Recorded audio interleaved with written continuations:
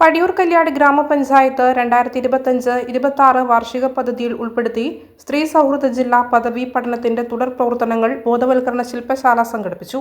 ക്ഷേമകാര്യ standing committee chairman B രാമചന്ദ്രന്റെ അധ്യക്ഷതയിൽ പഞ്ചായത്ത് പ്രസിഡന്റ് ടി ശ്രീജ ഉദ്ഘാടനം ചെയ്തു. KILA facilities K V Govindan class കൈകാര്യം ചെയ്തു. ബ്ലോക്ക് പഞ്ചായത്ത് ക്ഷേമകാര്യ standing committee chairman Shamsuddin, panchayat member Rameshan എന്നിവർ ആശംസകൾ നേർന്ന് സംസാരിച്ചു. CDS മെമ്പർ രാഖി രവീന്ദ്രൻ നന്ദി പറഞ്ഞു. കേരളം രൂപീകൃതമായ കാലഘട്ടം മുതൽ സ്ത്രീകളെ ചേർത്ത് പിടിക്കുന്നതിന് വേണ്ടിയിട്ടുള്ള തീരുമാനങ്ങളുമായി അധികാരത്തിൽ വന്നിട്ടുള്ള ഇടതുപക്ഷത്തിന്റെ ഗവൺമെന്റുകൾ മാറിയിട്ടുണ്ട് എന്നുള്ളതാണ് സൂചിപ്പിക്കാനുള്ളത്.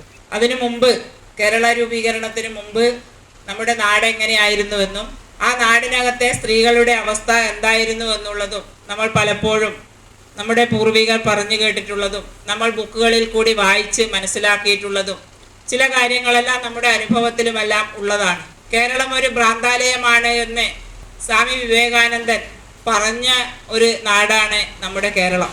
അതിനകത്ത് അദ്ദേഹം പറയാനുണ്ടായിട്ടുള്ള പ്രധാന കാരണങ്ങളിൽ ഒന്ന്, ഈ മണ്ണിനകത്ത് ജീവിക്കുന്ന, ജനിച്ചു വീഴുന്ന പെൺകുട്ടികളും സ്ത്രീകളും അനുഭവിച്ചിട്ടുള്ള ദുരിതം, ജാതി വിവേചനം, പെണ്ണാണ് എന്നുള്ള വിവേചനം, അതുപോലെ തന്നെ തൊഴിലിലും കൂലിയിലും ഉണ്ടായിട്ടുള്ള വിവേചനം, വീടിനകത്തും പൊതുസമൂഹങ്ങളിലും സ്ത്രീകൾ അനുഭവിക്കുന്ന വിവേചനമെല്ലാം കൃത്യമായി മനസ്സിലാക്കിയത് കൊണ്ടാണ് കേരളം ഒരു ഭ്രാന്താലയമാണ് എന്ന് പറയാൻ അദ്ദേഹത്തിന് കുറച്ചുകൂടി ശക്തമായി പറയാൻ കഴിഞ്ഞിട്ടുള്ളത്.